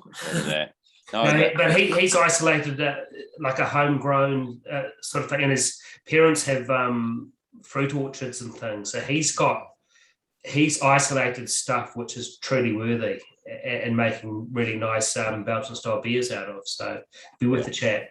Well, he's got his house strain like a lot of other people have. There's quite a few breweries in New Zealand that will have their wild house strain. I think what you guys are doing is pretty awesome. So you're just doing technical selection at the moment. You haven't gotten to sensory selection yet. That's we've got one more stage of technical selection. So we're looking, the kind of process we've developed is looking ideally for Saccharomyces cerevisiae, so clean ale yeast. Whether or not we find that is kind of the next stage. So you're not going for spawn. You're actually going for wild. Awesome. Yeah, that's what we're looking for. The idea being that it's easier for a lot of breweries to utilize because a lot of them are without introducing wild cultures. However, we're not sure what we'll find. So that's the next stage, is sort of seeing which ones are likely to be Sac cerevisiae and which ones are sort of definitely wild. And from there, that will kind of change our subsequent approach, I guess. How do you do isolation and selection with that? I mean, if you're collecting, like I presume in a wild context, and you're trying to pull out CV, what are you just doing? Like significant dilution and then just lots of random, picking off strains and seeing what's sort of, more or less. Like there's initial sort of getting the isolates off of the wild samples, so like washing and enrichment, banking, banking the different isolates, a number of which are going to be duplicates. And then it's what method we're using for those? Using rapid optical density. Prior to that, we had plate selection. Yeah. So we've started, initially starting to select for Saccharomyces with antibiotics, and then agar plates with selective media, and then beyond that, we sort of go to these state-of-the-art devices which are like optical density So basically like a whole lot of little wells that are like 1 mil each. And so each little well in a grid is basically a whole lot of tiny fermenters. So you can conduct like many different fermentations at once, each one inoculated with a different yeast. And then you can chuck that whole rack of tiny fermenters into a device which shines light through each one, and can tell you basically how hazy it is, which tells you how many, it can determine how many the cell population that's growing in each one. So definitely the kind of toys we don't have at our lab, but that's why we partner with Callahan Innovation, because they have the know-how and the toys to do that kind of stuff. And we can sort of, get like a rough plot initially. If something starts with high clarity and it's still got high clarity after 24 hours, it hasn't done much. And compared to something that's gone really hazy, we can tell that despite there being 7% alcohol and 4 pH, it's still growing a cell population. So it gets a big tick and goes to the next round for what And hopefully this hazy phase of beer will be a short-lived fad. Well, You go back to yeah, clear beer. it doesn't seem to be going anywhere super fast, but we certainly love to encourage a greater diversity of beer styles. And it starts with the home brewers. Yeah. What you guys are doing on that, so I didn't realize it was, Saccharomyces. I mean, that's really cool. Yeah. We're definitely trying. We will see what happens. We might just waste a bunch of money, but no. So far, it's definitely going better than. Great marketing brand story, even if you fail. I mean, sure. Yeah, I mean, it's a wicked thing to be able to do. We just started with such a wide net that we're like, cool. We're going to have to hone it down each round to get to, something that's usable in a brewery. But yeah, so far so good. Jump on the next question. Clive asked the best way to clean the magnetic flea. It is used in a stir plate, as I think boiling it will kill its magnetism. Bleach, pink powder. Oh yeah, so that's the little stir bar. Stir bar. Yeah, stir bar is all. Yeah. So yeah, I would say like giving it like a clean first of all with like PBW or whatever your cleaning solution is, and then ideally soaking it in some booze. The higher, like ideally like some high street, either meths or some 40% vodka, but ideally up around 70% ethanol is going to be your best sanitation rate, and that will just you'll provided it's clean, you'll kill everything. So you just need like a little bottle cap or some kind of lid or something, so you just don't need too much of that high proof, and then I was always worried about it getting being unclean because I hadn't boiled it, but good. And harvesting yeast, so it's always a bit hit and miss with me, that harvesting yeast thing. Sometimes it was brilliant and other times not, but how much it's how much do you get that nice creamy layer, how do you know, because it's just as you said before, you just don't know how many cells you're actually getting. I actually should have. We did a thing a while ago for some commercial breweries around just the thickness of yeast slurry.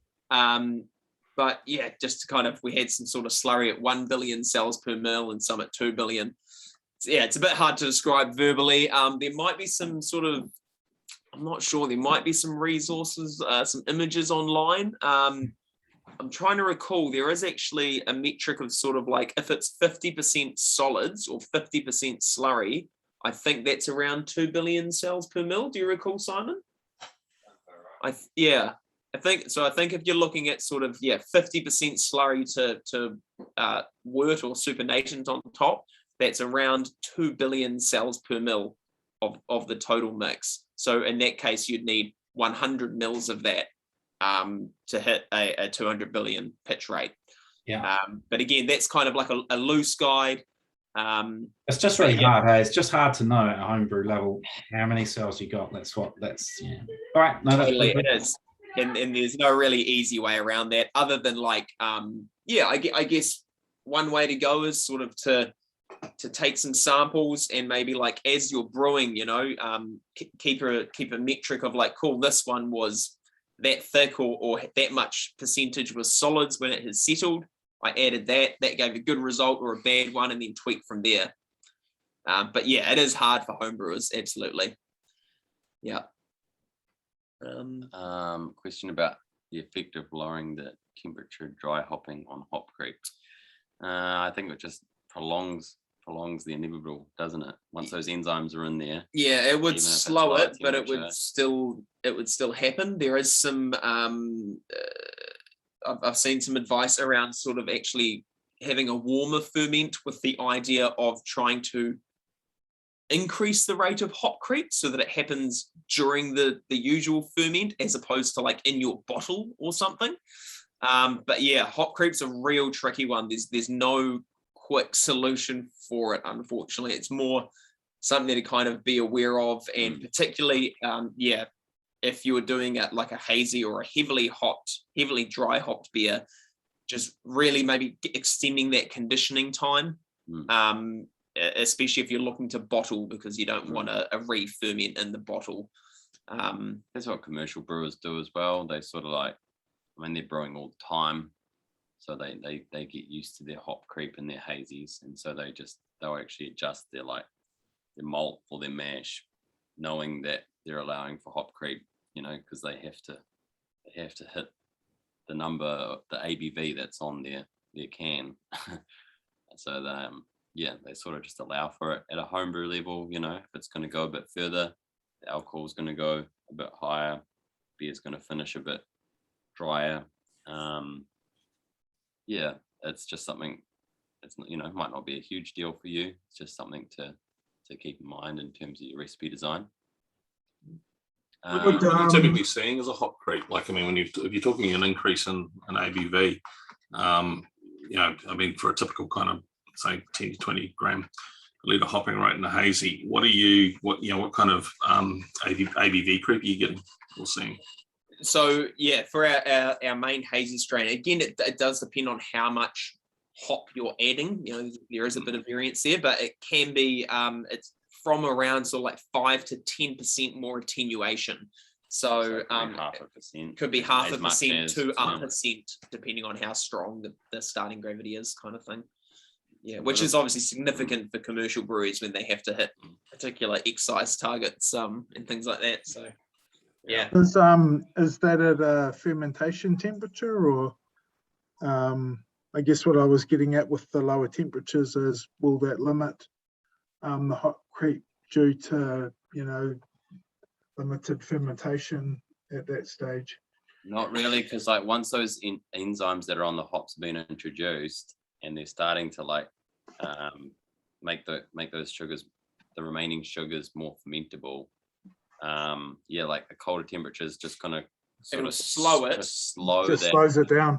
Yeah, so you'll still see that like final gravity just slowly stepping down, but it won't sort of like ride it off. I guess through packaging and stuff, if it warms up later on or something, you might see that diacetyl. Which could be problematic. Right, what are we at? We still got a little bit more time, Clive, to get through these last few questions. Yeah, sorry, if you've got time, I'm sure we've got time. There's yeah. still 21 people on the call. That tells us it's all good. Yeah, thanks for sticking around, team. We're almost there.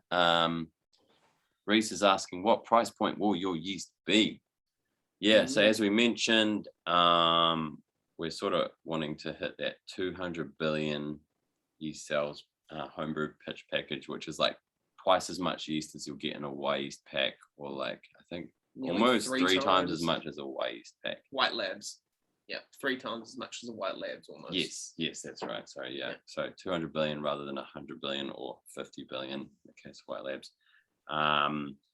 The retail pricing we're aiming to hit is around like 27, 28 bucks. I know you pay like 20 for a 18 to 20. 18 to 20 for a white labs or something. So essentially you're getting twice as much yeast for $8 more. And so I suppose it's going to be fresher as well, because one problem I've had with getting stuff from the brew shops that's been shipped from overseas is it's kind of 5-month-old approaching its best before date. Yeah. There's not much left in there.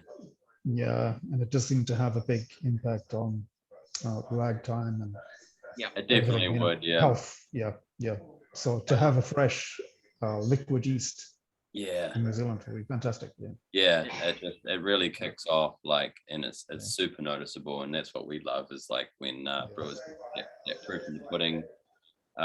We've definitely seen it with commercial brewers who are also used to getting like old, long overdue, maybe temperature fluctuated yeast slurry from overseas, and then they chuck ours in and kind of shit their pants because it's just like the whole thing sort of vibrating and puking on the floor, and it's it's quite exciting when a fermentation goes really well, and then of course the final product is just like, damn, that's the best batch of beer I've made, and all I've done different was the yeast. So yeah, we really love being part of that story.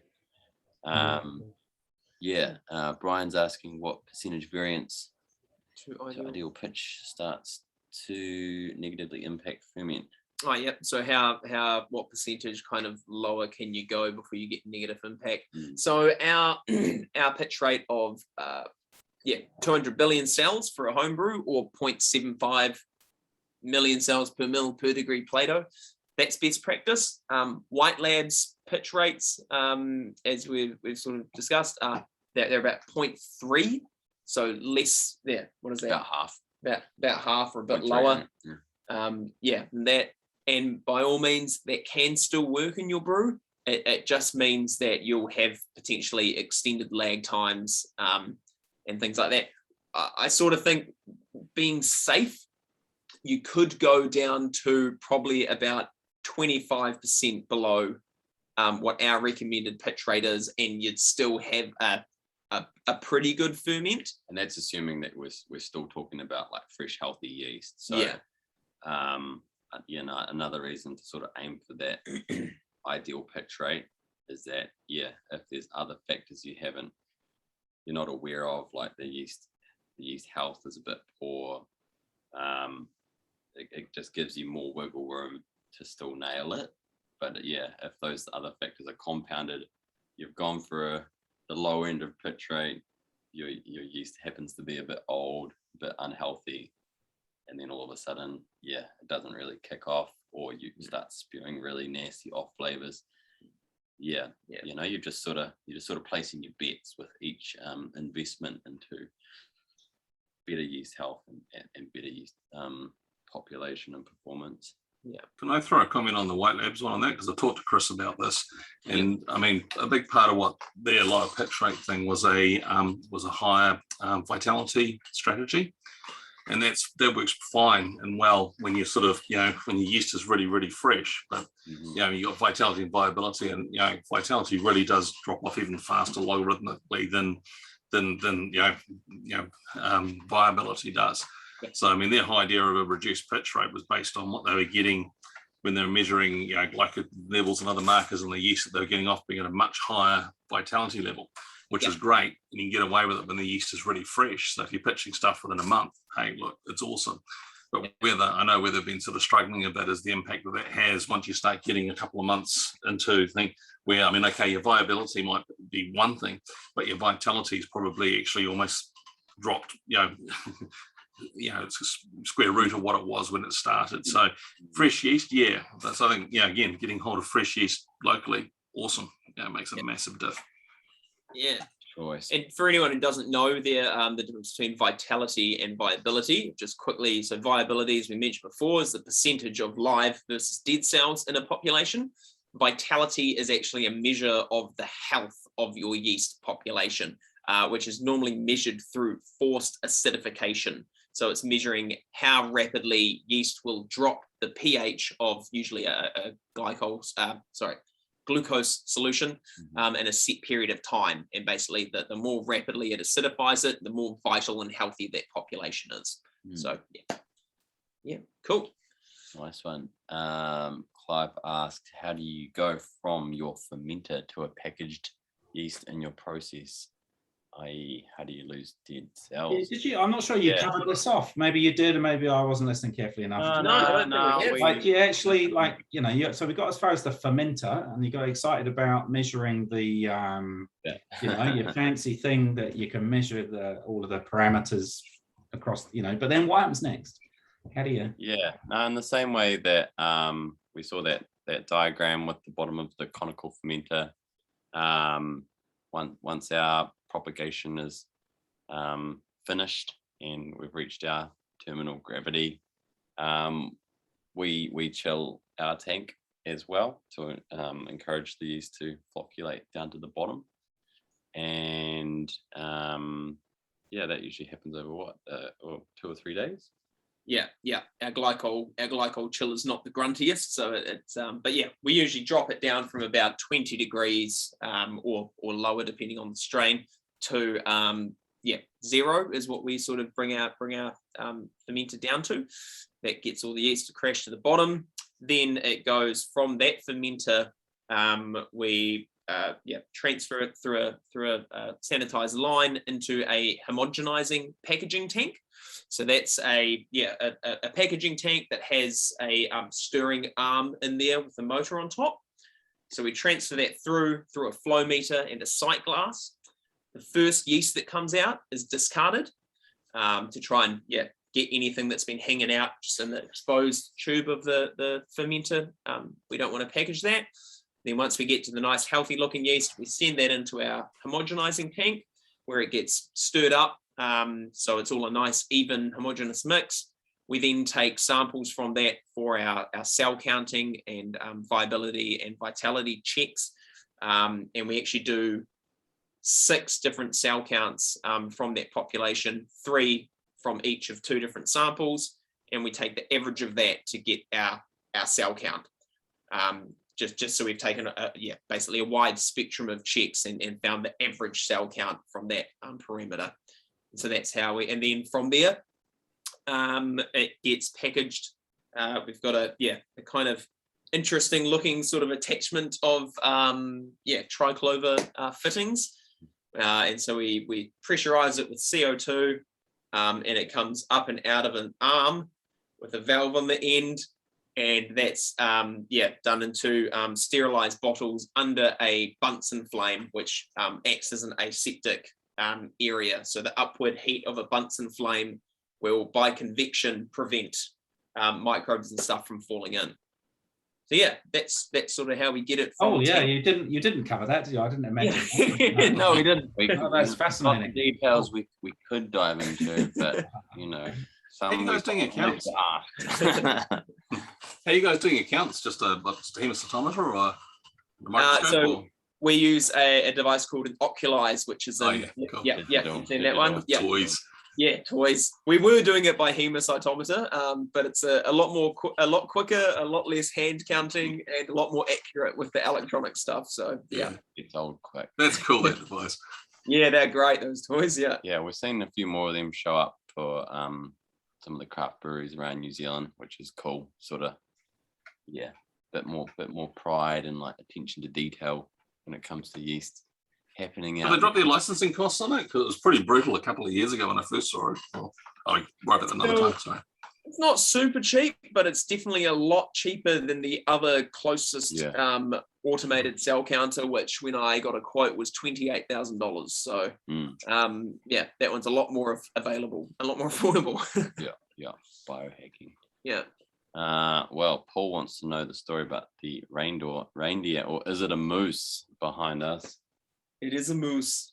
It is a moose here. I used to live in Canada for a year in British Columbia, and picked that beautiful specimen up over there. So it's like really cool breweries in British Columbia too. Kind of similar brew scene to Wellington, I found, in terms of like scale and like brewery size and stuff like that. Yeah, really cool stuff there. Or the Hoo spawned for the win. Yeah. Can you name a few of the mainstream breweries you're using who are using your yeast? Yeah, so we're supplying about 40 craft breweries around the country now. We can name a few of them. Yeah, I think so. Mm-hmm. Yeah, I mean, Garage Project has been a early supporter of ours. Sawmill up in Matakana. Three Sisters in Taranaki, Waitoa and Hataitai here in Wellington. Deep Creek up your guys' ways. Te Aro in Upper Hutt. Double Vision, our buddies here in Miramar. Emerson's, have been awesome customers of ours and using a few of our strains across the board. Our hazy strain is now their main house strain there. And a few small ones dotted around the country. There's a lot of them, these small sort of, what are they, 500, 600 litre kind of nano breweries and more like rural New Zealand, but with like strong sort of local followings. There's quite a lot of those out there. Hey, I didn't realize you guys are based in Miramar. We are in Lower Hutt. Oh, sorry, right. But I thought you said Double Miramar. Vision is Double Vision, on our way home. But where we are now my- at our home is an island bay, so not far from Miramar. Yeah, my in-laws live in Miramar, and last time I was nice. there, I went to Double Vision Brewery. That was Nice one. very good. Then there's Alibi on Waiheke, if you've ever been across there to see those guys. Urbanaut. Yep. Yeah, the boys at Urbanaut. And a few others. Yeah, The list goes on. that's a few of them. Cool. What temperature do you recommend running your yeast starter at, and for how long before using it or stepping up to the next size starter? As I mentioned, best practice would be to kind of grow your starter at a temperature similar or at what you're going to pitch it into, just so that it gets acclimatized. You can go as warm as like 27, 28 degrees. That will get your growth rate faster, without any real negative impact. And I guess, you really want to go and pitch that while the starter is active. So I would say within 24 hours.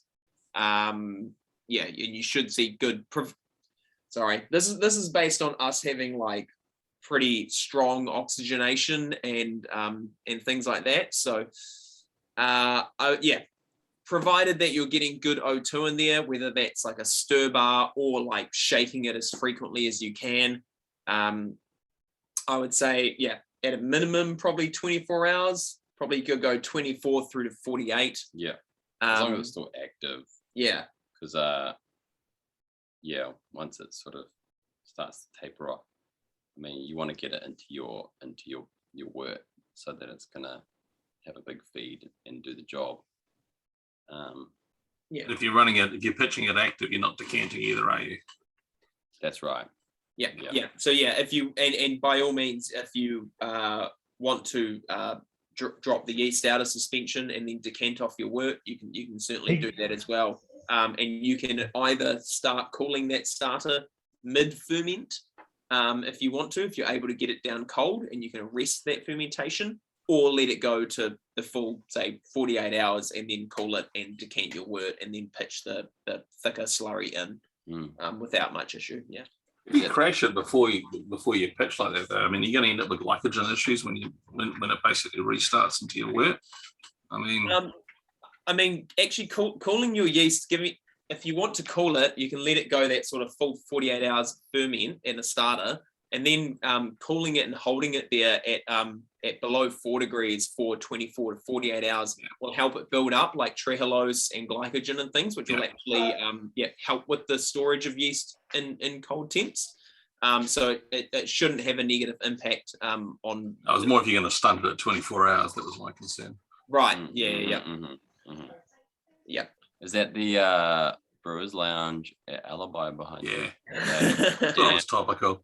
It's the coolest bar around. If you guys haven't been out there, the taps come out of the ceiling and kind of just float over the bar. That was the Brewers Lounge was closed when I was there because of COVID, but I was upstairs at Tantalus. Oh, it's not a bad place to be either. Yeah, it's pretty beautiful. A nice wee brewery there too. Cool. And it's a pretty cunning brewer as well. Bernard. Yeah. Good boys. Right on. All That right. brings us to the end of our questions, and I think the end of our time. We've had a good couple of hours discussion there. So yeah, thanks everyone for tuning in. I hope you learned something. Well, think we cup learned high, something Ryan. too. Cup high. Yeah. Thanks very much, guys. That was awesome, guys.